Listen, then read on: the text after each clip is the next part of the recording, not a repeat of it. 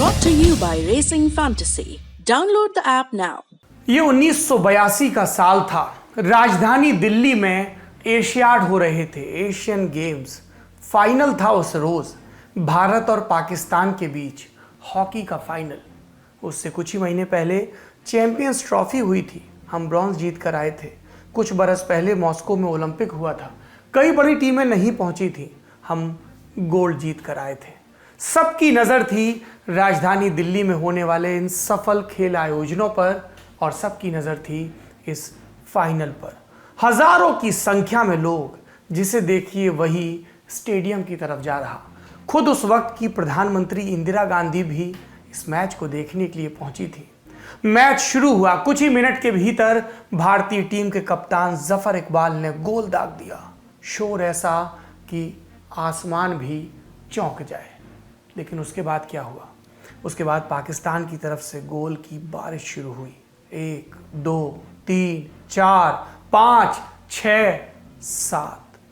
भारत ये फाइनल 7-1 से हार गया। और इसके अगले बरस 1983 में भारत ने क्रिकेट का वर्ल्ड कप जीता। और इसके बाद से साल दर साल हॉकी नीचे आती गई। लेकिन आज 41 बरस के बाद भारत हॉकी में ओलंपिक से फिर से पदक लेकर लौट रहा है। इसलिए आज लल्लन टॉप शो में सिर्फ और सिर्फ हॉकी की बात होगी, एक बार फिर होगी। हम आपको उन खिलाड़ियों से मिलवाएंगे जिन्होंने ये जीत हासिल की, उस जिंक्स को तोड़ा जिसके चलते कहा जाता था कि हॉकी में भारत का सुनहरा दौर अब बीत गया। आज प्रधानमंत्री नरेंद्र मोदी ने भी इन खिलाड़ियों से बात की, सुनिए। Thank you so much sir, thank you sir.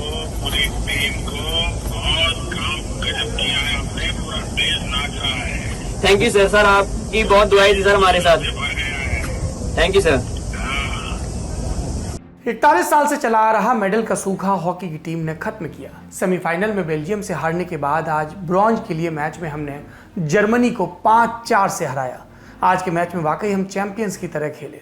शुरू में हम 1-3 से पिछड़ गए थे, लगा कि जर्मनी हम पर भारी पड़ रहा है, मेडल हाथ से जा रहा था। लेकिन हमारे लड़के आक्रामक खेले, वापसी की, जर्मनी के खिलाफ 5 गोल दागे। जब मैच खत्म होने में 7 सेकंड बाकी थे और स्कोर 5-4 पर था तो जर्मनी को एक और पेनल्टी कॉर्नर मिला। सबकी सांसें थम गईं कि इन 6 सेकंड में कहीं फिर से स्क्रिप्ट ना बदल जाए, कहीं जर्मनी बराबरी का गोल ना कर दे। लेकिन हमारे गोलकीपर श्रीजेश जर्मनी के सामने ग्रेट वॉल साबित हुए। भारतीय टीम के लिए सिमरनप्रीत ने मैच में 2 गोल किए, रुपिंदर पाल सिंह, हरमनप्रीत और हार्दिक सिंह ने 1-1 गोल किया और इन 5 गोल से हमने ब्रॉन्ज पक्का किया। आज हम उस पूरी हॉकी टीम और उसके संघर्ष से आपको रूबरू कराएंगे जिसने 41 बरस के बाद देश को गर्व करने का मौका दिया।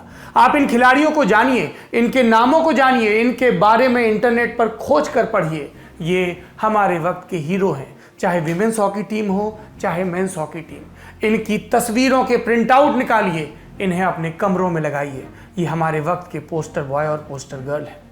हॉकी में अगर हम बात करें खिलाड़ियों की तो उनकी पहचान उनकी खेलने की पोजीशन से होती है। जैसे डिफेंडर होते हैं जिनका काम होता है अपने गोल पोस्ट का बचाव करना, सामने से जो हमला करने आ रहे हैं उन्हें रोकना, छिन भिन करना।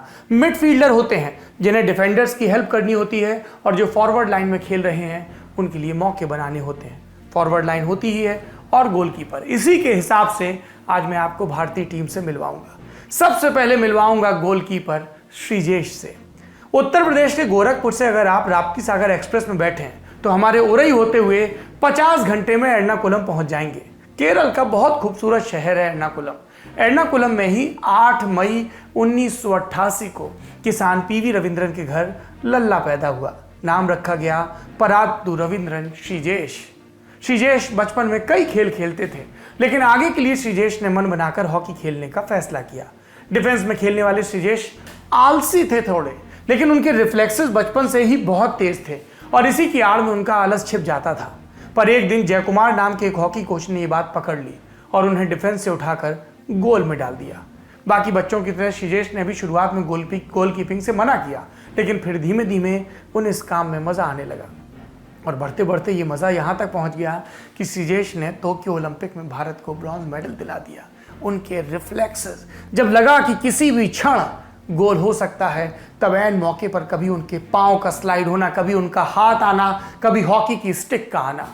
जर्मनी के खिलाफ ब्रॉन्ज मेडल मैच में श्रीजेश ने हमेशा की तरह कई कमाल के बचाव किए और इनके ही दम पर भारत ने 41 साल बाद अपना पहला ओलंपिक मेडल जीता। अब बात भारतीय हॉकी टीम के कप्तान मनप्रीत सिंह की। साल 2011 की बात है। धोनी का मशहूर छक्का लग चुका था। इंडियन क्रिकेट टीम दोबारा से वनडे वर्ल्ड कप क्रिकेट का जीत चुकी थी और दूसरी ओर हॉकी इसका बुरा हाल जारी था।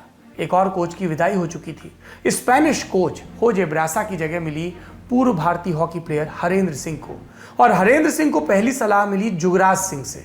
जुगराज ने हरेंद्र से कहा वो कोरियन लड़का बहुत अच्छा है और जुगराज की बात मान हरेंद्र ने उस कोरियन लड़के को इंडिया की जर्सी पहना दी और इस जर्सी को पहनने के 10 साल बाद उसी कोरियन लड़के की कप्तानी में टीम इंडिया ने टोक्यो में कमाल कर दिया।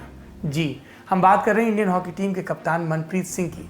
मनप्रीत जिन्हें साथी कोरियन कहते हैं क्योंकि वो बचपन से ही काफी चपल चंचल स्वभाव के हैं, गतिविधियां भी वैसी।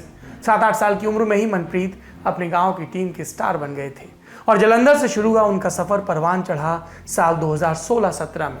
साल 2016 के सुल्तान अजलान शाह कप, ये हॉकी का एक प्रतिष्ठित टूर्नामेंट है। याद कर लीजिए, अपनी जीके दुरुस्त कर लीजिए क्योंकि अब बार बार इनके रेफरेंस आएंगे। हर टूर्नामेंट पर आपको नजर रखनी है। सुल्तान अजलान शाह कप के दौरान मनप्रीत के पिता की मृत्यु हो गई। मनप्रीत उनके अंतिम संस्कार के लिए मलेशिया से वापस घर लौटे, लेकिन उनकी मां ने अगले मैच से पहले ही उन्हें वापस भेज दिया। मनप्रीत की वापसी के बाद भारत ने कनाडा और पाकिस्तान को हराकर फाइनल में एंट्री की। 2016 ओलंपिक के बाद मनप्रीत को पहली बार टीम इंडिया का कप्तान बनाया गया और सरदार सिंह के रिटायरमेंट के बाद से वो टीम की धड़कन बने हुए हैं। हमारी सूची में तीसरा नाम है टीम इंडिया के डिफेंडर्स का। इसमें सबसे पहले आते हैं हरमनप्रीत सिंह। हॉकी प्रेमी कहते हैं कि हॉकी में गोल करने से ज्यादा दिमाग पेनल्टी कॉर्नर हासिल करने में लगता है और ये मिल जाए तो इससे ज्यादा दिमाग इसे गोल में तब्दील करने में लगता है। पेनल्टी कॉर्नर को गोल में बदलने वाले कलाकार को ड्रैग फ्लिकर कहते हैं। ड्रैग माने घसीटना और फ्लिक माने धकेल देना, मतलब गेंद को घसीट कर धकेलने की कला। और टोक्यो 2020 ओलंपिक में हमारे सबसे कर्रे ड्रैग फ्लिकर का नाम हरमनप्रीत सिंह। वो हरमनप्रीत जो डिफेंस में डीप खेल सकते हैं, मैदान के दोनों तरफ से अटैक कर सकते हैं। और आप शायद यकीन न माने, लेकिन इस ड्रैग फ्लिकर को काफ़ी बाद में पता चला कि ड्रैग फ्लिक इतनी ज़रूरी चीज़ है। वो तो भला हो सुरजीत हॉकी एकेडमी जालंधर का। इसी हॉकी एकेडमी में हरमनप्रीत ने एक कला निखारी और टोक्यो में 6 गोल दाग दिए। अपने गोल के जरिए भारत को ब्रॉन्ज मेडल तक पहुंचाने वाले हरमनप्रीत साल 2016 में वर्ल्ड चैंपियन बनी भारतीय जूनियर हॉकी टीम में भी थे। हरमनप्रीत का मानना है कि बचपन में खेतों में काम करने के चलते वो इतनी सही हॉकी खेल लेते हैं और उनकी ड्रैग फ्लिक की स्पीड का राज तो उनकी ट्रैक्टर ड्राइविंग में छिपा है। सिर्फ 10 साल की उम्र में ट्रैक्टर की स्टीयरिंग थामने वाले हरमनप्रीत शुरू में ट्रैक्टर के गियर नहीं बदल पाते थे, लेकिन वक्त के साथ उन्होंने न सिर्फ ट्रैक्टर का गियर बदलना सीखा बल्कि ड्रैग फ्लिक के जरिए मैच का गियर भी बदलना सीख लिया और पूरी दुनिया की गोल चौकियां अब उनके इस हुनर की गवाह हैं। डिफेंडर्स में दूसरा नाम आता है रुपिंदर पाल सिंह का। 30 साल की उम्र बहुत ज्यादा नहीं होती, लेकिन जब आप हॉकी जैसे इंटेंस फिजिकल गेम में हो, अक्सर चोटिल हो, तो 30 की उम्र भी रिटायरमेंट जैसी लगने लगती है, खासतौर से उनको जो बाहर से बैठे आपको देख रहे हैं। ऐसा ही हाल रुपिंदर पाल सिंह का है। 6 फीट से ज्यादा लंबे रुपिंदर के करियर में उपलब्धियां और चोट एक दूसरे को कड़ी टक्कर देती आई। इसीलिए जब उन्हें टोक्यो ओलंपिक की टीम में शामिल किया गया तो कई लोगों को अचरज हुआ, लेकिन रुपिंदर ने टोक्यो में अपने प्रदर्शन से इन सभी लोगों को शांत कर दिया। टोक्यो में न सिर्फ उन्होंने टीम इंडिया के लिए गोल बचाए बल्कि अपनी ड्रैग फ्लिक के जरिए कई पेनल्टीज को गोल में बदला। स्पोर्ट्स की दुकान चलाने वाले सरदार जी के घर जन्मे रुपिंदर के पिता की दुकान बहुत दिन तक परिवार का साथ नहीं दे पाई, जिसके चलते उन्होंने बरसों एक कमरे के मकान में गुजारा किया।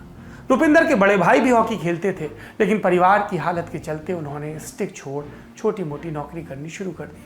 रुपिंदर के परिवार के लिए उनकी शुरुआती ट्रेनिंग को अफोर्ड करना आसान नहीं था, जिसके चलते उनकी मां सुखविंदर कौर ने रोज 100 से 150 रुपए कमाने के लिए कपड़े सिलने शुरू कर दिए। रुपिंदर ने अपने परिवार की इन कुर्बानियों का कर्ज तमाम इंटरनेशनल मेडल्स के बाद अब ओलंपिक का पदक लाकर चुकाया है। सूची में अगला नाम सुरेंद्र कुमार, डिफेंडर नंबर 3 सुरेंद्र कुमार। ये उन दिनों की बात है जब सचिन, सहवाग और गांगुली वाली भारतीय क्रिकेट टीम वर्ल्ड कप के फाइनल तक पहुंच चुकी थी। ये देश खेल के नाम पर सिर्फ क्रिकेट पर बात करना चाहता था। लड़के अखबारों से फेवरेट क्रिकेटरों की रंगीन फोटो काट कर कमरे की दीवारों पर चिपकाते, लेकिन उस दौर में हरियाणा के कुरुक्षेत्र में किसान परिवार का 6वीं क्लास में पढ़ने वाला लड़का अपने पापा से हॉकी की स्टिक मांगता है। अजीब सी डिमांड। जब आस पड़ोस के बच्चे माँ बाप से सचिन जैसा बल्ला मांग रहे थे, तब लड़का हॉकी की स्टिक मांग रहा था। पापा ने इससे इनकार कर दिया, पर लड़के ने जिद पकड़ ली कि हॉकी ही खेलना है। माँ समझाती रही, हॉकी खेलकर क्या करोगे, हॉकी में कुछ नहीं रखा है। लड़का नहीं माना, अड़ गया। घर में बात नहीं बनी तो पड़ोस के पुरुषोत्तम चाचा को हॉकी स्टिक दिलाने के लिए राजी किया। पड़ोसी ने 500 रुपये में लड़के को हॉकी की स्टिक ला कर दी और यहीं से खेल शुरू हो गया। और फिर कुछ दिनों में घर वालों को भी लगने लगा, क्या ये नहीं कि ठीक फैसला हुआ, उन्हें लगा कि लड़का गलत राह पर निकल गया।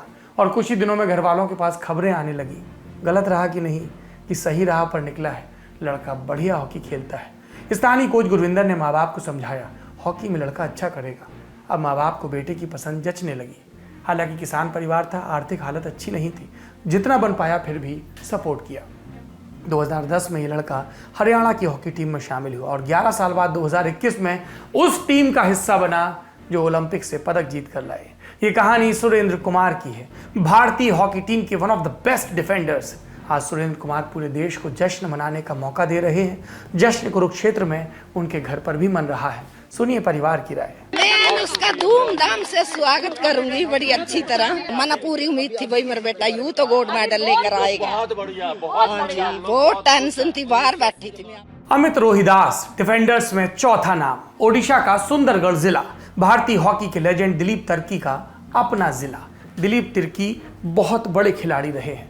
बरसों तक टीम इंडिया के डिफेंस की जान रहे दिलीप तिर्की को देख सुंदरगढ़ के जाने कितने बच्चों ने हॉकी स्टिक उठाई। लेकिन जरूरी नहीं कि हॉकी स्टिक उठाने वाला हर बच्चा इंडिया की मेन टीम में खेले। इंडिया खेलने के लिए अलग ही लेवल का जिगरा चाहिए और हमारा अगला प्लेयर इसी जिगरे के साथ तिर्की के ही गांव में पैदा हुआ, अमित रोहिदास। काम 150 से 160 किलोमीटर प्रति घंटे की रफ्तार से आती गेंद के आगे दौड़ जाना। टोक्यो 2020 ओलंपिक में भारत को मेडल जिताने वाले सबसे बड़े कारणों में से एक अमित भी हैं। सामने वाली टीम को मिलने वाले हर पेनल्टी कॉर्नर पर लगे शॉट के आगे दौड़ते अमित को देखकर लगता ही नहीं कि ये इतना खतरनाक काम है, क्योंकि अमित ने खुद को इसमें साध लिया और इस तरह साधा कि लोग उन्हें टीम इंडिया का दूसरा गोलकीपर बुलाते हैं। बचपन से ही अपनी स्पीड और फुर्ती के लिए मशहूर अमित को सबसे पहले पहचाना लगातार 2 बार के ओलंपिक चैंपियन मॉरिस फुस्ते ने। अमित ने 2016-17 की हॉकी इंडिया लीग में जर्मन हॉकी प्लेयर फुस्ते की कप्तानी में खेला और फुस्ते ने उस वक्त कलिंगा लांसर्स के लिए खेलने वाले अमित को दुनिया का बेस्ट फर्स्ट रशर यानी पेनल्टी कॉर्नर बचाने के लिए भागने वाला सबसे पहला प्लेयर करार दिया। बेहद गरीब घर में पैदा हुए रोहिदास का मानना है दिलीप तिर्की के चलते ही वो हॉकी खेल रहे हैं। बचपन में उन्हें देखकर हॉकी की स्टिक उठाई और ये सफर देखिए कहां तक पहुंच चुका है। अमित रोहिदास इस ओलंपिक में भारत के बेस्ट प्लेयर्स में से एक रहे। सूची में अगला नाम बीरेंद्र लाकड़ा, 5वें डिफेंडर। ये भी ओडिशा के सुंदरगढ़ जिले से हैं।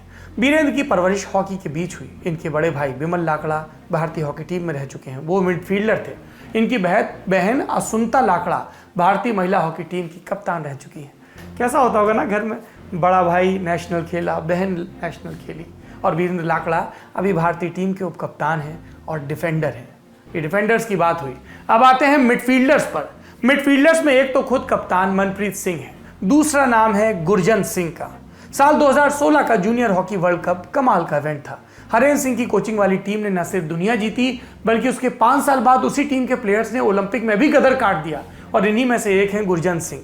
इस वर्ल्ड कप की जीत के बाद के साल उनके लिए मुश्किल रहे। गुरजंत का ज़्यादा वक्त चोट से जूझने में चला गया। इस दौरान उनके कई साथी नेशनल टीम में सेट हो गए, लेकिन गुरजंत फिटनेस सेट करने में लगे रहे। पर ओलंपिक के वक्त किस्मत ने उनका साथ दिया। गुरजंत को एकदम नए अटैक वाली टीम इंडिया में चुन लिया गया। बचपन में अपने नानी गांव में पहली बार बच्चों को हॉकी खेलते देखने वाले गुरजंत ने मौके का फायदा उठाया और टीम इंडिया के अटैक में बेहतरीन रोल प्ले किया। Chandigarh hockey and football academy से निकले गुरजंत ने टोक्यो ओलंपिक में 3 बेहद अहम गोल दागे। गुरजंत के भाई भी हॉकी खेलते थे और अपने भाई को देखकर ही गुरजंत ने हॉकी खेलनी शुरू की। हमेशा गोल मारने की कोशिश करने वाले गुरजंत की एक और खासियत है, वो टीम से बाहर होने पर निराश नहीं होते। आमिर खान के फैन गुरजंत ने अपने अब तक के करियर में बड़े स्टेज पर हमेशा परफॉर्म किया और उम्मीद है कि ये सिलसिला अभी शुरू ही हुआ है। सूची में अगला नाम हार्दिक सिंह। पंजाब के जलंधर के पास खुसरोपुर गांव है। खुसरोपुर गांव के प्रीतम सिंह नेवी में रहते हॉकी खेलते थे। नेवी से रिटायर हुए तो गांव में हॉकी की ट्रेनिंग देने लगे और दादा की उंगली पकड़कर उनका 4 साल का पोता हार्दिक सिंह भी मैदान तक आ जाया करता था। हार्दिक सिंह नाम का बच्चा अपने दादाजी को हॉकी सिखाते देखकर बड़ा हुआ। अपने पिता वरिंदरप्रीत सिंह को हॉकी खेलते देखकर बड़ा हुआ और फिर खुद भी हॉकी की स्टिक पकड़ ली। हार्दिक के दादाजी और पिताजी का जो सपना अधूरा था वो हार्दिक ने पूरा किया। भारत के लिए हॉकी खेलने का सपना और देश के लिए ओलंपिक से मेडल जीतने का सपना। ब्रॉन्ज जीतने तक टोक्यो ओलंपिक की हर मैच में हार्दिक की अहम भूमिका रही। क्वार्टर फाइनल में याद करिए ब्रिटेन के खिलाफ हार्दिक का वो लाजवाब गोल, वो गोल बार बार रिप्ले करके देखने लायक है। आज जर्मनी के खिलाफ मुकाबले में भी हार्दिक सिंह के नाम एक गोल है। 27वें मिनट में भारत के लिए दूसरा गोल हार्दिक ने किया और इस तरह मेडल जीतने तक टीम में उनका अहम रोल रहा। जीत के बाद उनके परिवार का रिएक्शन भी देखने लायक था। बड़ी खुशी और माण वाली गल वा बई अज साडे हॉकी दे विच एक मैडल सानू मिलिया आ और इन्ने सालों के बाद पर बहुत साडे लिए माण वाली गल वा और हिंदुस्तान लिए भी बई असीं हॉकी दे विच अच्छा प्रदर्शन किया आ और मैं प्लेयर्स नूं उन्हां दे कोचेस नूं उन्हां दी फेडरेशन नूं और सारे देशवासियों को इस चीज़ की बधाई देना चाहता है। सूची में अगला नाम विवेक सागर। जब आज सुबह जापान में हॉकी मैच खत्म होने की सीटी बजी तो मध्य प्रदेश के होशंगाबाद के चांदौन गांव में जश्न शुरू हुआ। टीम इंडिया के मिडफील्डर विवेक सागर चांदौन गांव के हैं। मैच के बाद विवेक के घर भीड़ बढ़ी। वैसे आप विवेक का घर देखिए, बिल्कुल सामान्य। अगर विवेक हॉकी की जगह इंडियन क्रिकेट टीम में होते तो क्या घर ऐसा होता? यही फ़र्क है हॉकी और क्रिकेट का। बिना सुविधाओं के विवेक ने गांव से ही हॉकी खेलने की शुरुआत की। हॉकी खेलनी है, छोड़ना है, ये वाला कन्फ्यूजन बाद में भोपाल की हॉकी अकेडमी के पीछे तक रहा। लेकिन जब यहाँ पर ट्रेनिंग शुरू की तो सारे कन्फ्यूजन पीछे रह गए। उन्होंने खुद को मेहनत से तपाया, नेशनल टीम में शामिल हुए, बेहतरीन मिडफील्डर के तौर पर उभरे और अब भारत की ओलंपिक में जीतने वाली टीम का हिस्सा है। सुनिए उनके परिवार की राय। गोल्ड मेडल की उम्मीद करी थी लेकिन अब जो हुआ सो ठीक हुआ, बहुत अच्छा लगा। ये भी आया, बहुत खुश है हम लोग ने। पूरे अपन साथ सभी लोग अपन उसको सम्मान के साथ करेंगे, उसको आसपास के सभी पूरा देश के लोग सम्मान करेंगे उसको।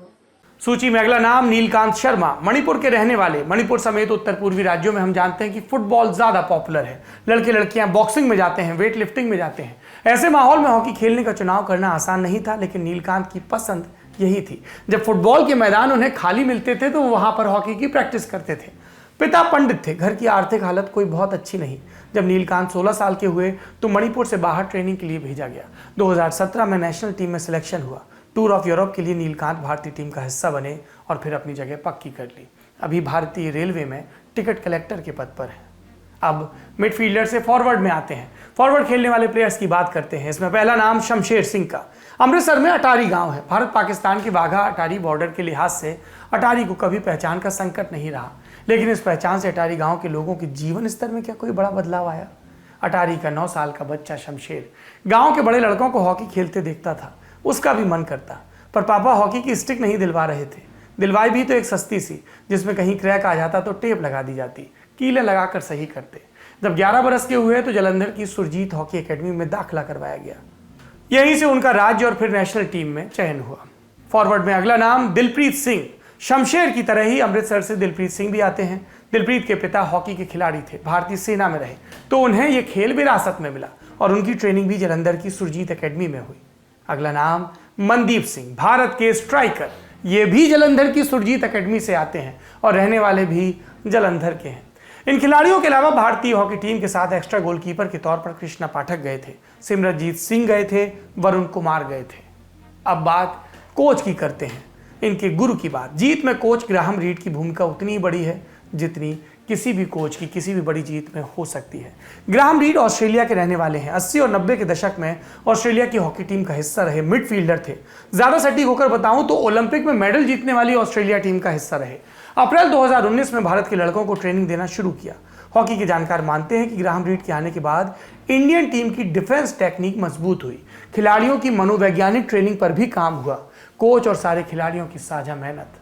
आज पदक तालिका में भारत के हिस्से में जो पदक है उसमें से एक हॉकी का पदक है। लल्लन टॉप इन सभी खिलाड़ियों को, कोच को, सपोर्ट स्टाफ को बधाई देता है।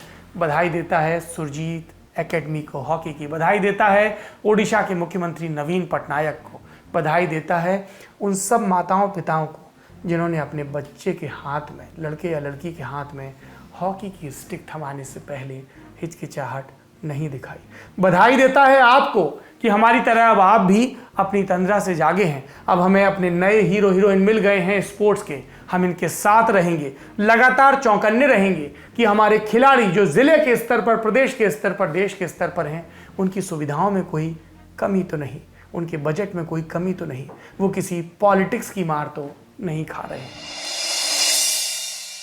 खेलों के बाद बड़ी खबर में अब बात होगी राम मंदिर की। 5 अगस्त 2020 के रोज प्रधानमंत्री नरेंद्र मोदी ने राम मंदिर के लिए भूमि पूजन किया। आज इसकी पहली वर्षगांठ है। मंदिर बना रहे श्री राम जन्मभूमि तीर्थ क्षेत्र न्यास ने इस मौके पर अयोध्या में कई कार्यक्रम आयोजित किए, जिसमें यूपी के मुख्यमंत्री योगी आदित्यनाथ भी शामिल हुए। प्रधानमंत्री मोदी भी वर्चुअल माध्यम से कार्यक्रमों का हिस्सा बने। पहले उम्मीद लगाई जा रही थी कि मंदिर 2024 से पहले बनकर तैयार हो जाएगा।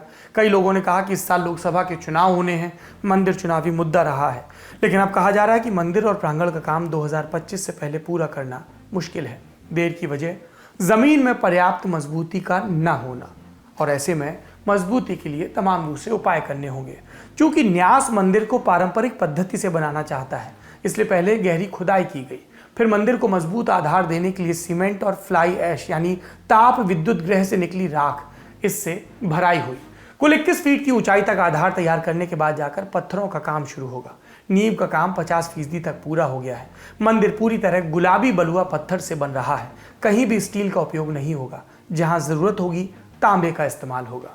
हालांकि दिसंबर 2023 तक लोग आंशिक रूप से तैयार प्रांगण में जाकर दर्शन कर सकेंगे। तब तक मुख्य गर्भगृह और मंदिर की पहली मंजिल का निर्माण पूरा हो जाएगा। इंडियन एक्सप्रेस ने अपनी एक खबर में दावा किया कि राम मंदिर आंदोलन के दौरान कार सेवकों द्वारा लाई गई ईंटों का इस्तेमाल मंदिर के लिए नहीं हो पाएगा। कार सेवकपुरम में जिन पत्थरों को तराशा गया, उनमें से भी 70% के करीब ही इस्तेमाल हो पाएंगे। चूंकि दानदाताओं और भक्तों के लिए आस्था का विषय है, इसलिए जो ईंट और पत्थर मंदिर के काम में नहीं लगाए जाएंगे, उन्हें प्रांगण में इस्तेमाल किया जाएगा। जो पत्थर इस्तेमाल होंगे, उन्हें साफ करके कार सेवकपुरम से मंदिर निर्माण स्थल पर लाया भी जा रहा है। न्यास के पास मंदिर के लिए 3000 करोड़ से भी ज्यादा का चंदा जमा हो चुका है। ये पैसा भारतीय नागरिकों ने दिया है, लेकिन न्यास का कहना है कि कई विदेशी नागरिक भी मंदिर के लिए चंदा देने के इच्छुक हैं। इसलिए न्यास ने फॉरेन कंट्रीब्यूशन रेगुलेशन एक्ट के तहत आवेदन किया है। आने वाले 1 महीने में इसके लिए भी अनुमति मिल जाने का अनुमान है। और जैसे जैसे मंदिर आकार लेता जा रहा है, अयोध्या को ध्यान में रखकर बनाई गई परियोजनाओं का काम भी आकार ले रहा है। इसमें से एक है अयोध्या रेलवे स्टेशन, जिसका नाम अब अयोध्या धाम रेलवे स्टेशन होगा। भारतीय रेल और यूपी सरकार इस स्टेशन का पुनर्निर्माण करा रहे हैं और ये स्टेशन भी मंदिर जैसा ही नजर आएगा। राम मंदिर के बाद अब बात जम्मू कश्मीर की। पिछले साल राम मंदिर के भूमि पूजन के लिए 5 अगस्त की तारीख तय की गई। तब कहा गया मोदी सरकार 1 साल पहले के अपने ऐतिहासिक फैसले की याद में ऐसा कर रही है। ये क्या था? 2019 का ऐतिहासिक फैसला, जो भारतीय जनता पार्टी और उससे भी पहले जनसंघ के 3 बड़े वादों में से एक था। जम्मू कश्मीर से अनुच्छेद 370 को निष्प्रभावी करना। 5 अगस्त 2019 को मोदी सरकार ने अनुच्छेद 370 को निष्प्रभावी करने के साथ साथ लद्दाख की दशकों पुरानी मांग को भी एक झटके में पूरा कर दिया। सूबे के 2 हिस्से हुए, एक जम्मू कश्मीर और एक लद्दाख। दोनों को संघ शासित प्रदेश बनाया गया। लद्दाख ने फैसले का स्वागत किया। जम्मू में भी पटाखे फूटे, लेकिन कश्मीर घाटी में अस्थिरता रही। केंद्र सरकार ने वहां शुरुआती दौर में सख्त लॉकडाउन लगाया, फोन, इंटरनेट सब बंद किए। तब से लेकर अब तक 2300 के करीब लोगों को यूएपीए की धाराओं में गिरफ्तार भी किया गया, जिनमें से आधे अभी भी जेल में हैं। 950 लोगों को पब्लिक सेफ्टी एक्ट के तहत जेल में डाला गया था, इनमें से भी 1/3 जेल में है। लेकिन धीमे धीमे ही सही, घाटी में भी अब जनजीवन सामान्य होने की तरफ लौट रहा है। राजनीतिक पार्टियों के जो नेता नजरबंद थे, उनमें से ज्यादातर को रिहा कर दिया गया। नवंबर-दिसंबर 2020 में जम्मू कश्मीर में पहली बार डिस्ट्रिक्ट डेवलपमेंट काउंसिल के चुनाव भी हुए। पहली बार जम्मू कश्मीर में पंचायती राज कानून के तहत जिला परिषदें भी बनाई गई। 2020 की शुरुआत से हाई स्पीड इंटरनेट भी शुरू हो गया। डेटा बताता है कि पत्थरबाजी की घटनाएं भी घाटी में 88% तक कम हुई हैं। सूबे में परिसीमन का काम भी चल रहा है, जिसके बाद विधानसभा के चुनाव होंगे। तो अनुच्छेद 370 के पूरे असर को सामने आने में अभी वक्त है, लेकिन इतना तो है कि अब जम्मू कश्मीर आगे की तरफ देखने लगा है, भविष्य की ओर। और किसी भी समाज का भविष्य क्या होते हैं? उसके बच्चे। और बच्चों के आगे पढ़ने के लिए ज़रूरी है बढ़िया पढ़ाई। बीते 1.5 साल में ये पढ़ाई पटरी से उतर गई। कोविड लॉकडाउन के चलते स्कूल बंद हैं, ऑनलाइन पढ़ाई हो रही है, और यहीं बच्चों के सामने एक ऐसी दीवार खड़ी है जिसका नाम उन्होंने कभी नहीं सुना था, डिजिटल डिवाइड।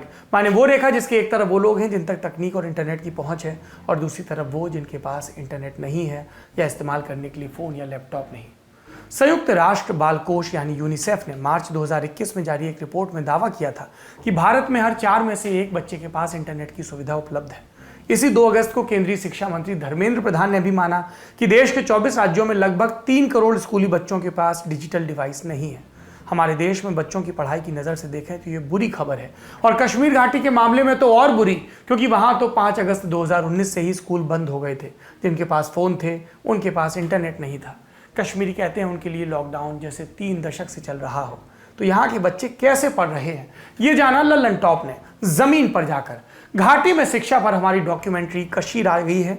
इसे देखिए, पसंद आए तो सराहिए, कमी लगे तो ज़रूर बताइए और साझा भी करिए, शेयर भी करिए। मन तो था कि आज सिर्फ हॉकी और 5 अगस्त के महत्व की बात की जाए, लेकिन जब इतना खर्चा हो गया है तो आपको दिन की कुछ सुर्खियां भी बता देते हैं। 4 अगस्त की देर शाम नेशनल इन्वेस्टिगेशन एजेंसी यानी NIA ने कर्नाटक और जम्मू कश्मीर में छापे मारे। छापों का मकसद इस्लामिक स्टेट से जुड़े लोगों की धरपकड़ करना था। इस दौरान 5 संदिग्ध गिरफ्तार किए गए। इन पर संदेह कि ये इस्लामिक स्टेट से जुड़ा प्रोपेगेंडा फैला रहे थे, युवाओं को आतंकवाद के लिए ब्रेन वॉश कर रहे थे, हत्या की साजिश रच रहे थे और पैसा जुटा रहे थे, इस तरह का संदेह। इसमें मैंगलोर से दीप्ति मारला और मोहम्मद उमर, बेंगलुरु से मदेश शंकर उर्फ दर्दन उर्फ अली मुवैया, श्रीनगर से ओबैद हामिद और बांदीपोर से मुजमिल हसन भट्ट शामिल हैं। दीप्ति मारला को इस कथित मॉड्यूल का सरगना बताया जा रहा है। पिछले साल एजेंसियों को क्रॉनिकल फाउंडेशन नाम का एक इंस्टाग्राम चैनल मिला था जिसमें बड़ी मात्रा में इस्लामिस्ट प्रोपेगेंडा था। इसके बाद एजेंसियों ने इस चैनल को चला रहे लोगों की धरपकड़ शुरू की। मार्च में मुख्य आरोपी मोहम्मद अमीन पुलिस के हत्थे चढ़ा, जिसके बाद दिल्ली और केरल में गिरफ्तारियां हुई और इसी क्रम में एजेंसियों को मैंगलोर, बेंगलुरु, श्रीनगर और बांदीपोर में आरोपियों का सुराग मिला। 4 अगस्त के ही दिन NIA ने मैंगलोर में 3 बार के कांग्रेस विधायक और दिवंगत नेता BM इदिनब्बा के बेटे PM पाशा के यहाँ छापा मारा। इसका संबंध इदिनब्बा की पोती की गुमशुदगी से है। 2 साल पहले केरल से 17 लोग गुमशुदा हो गए थे। इसमें इदिनब्बा की पोती और उनके पति भी शामिल थे।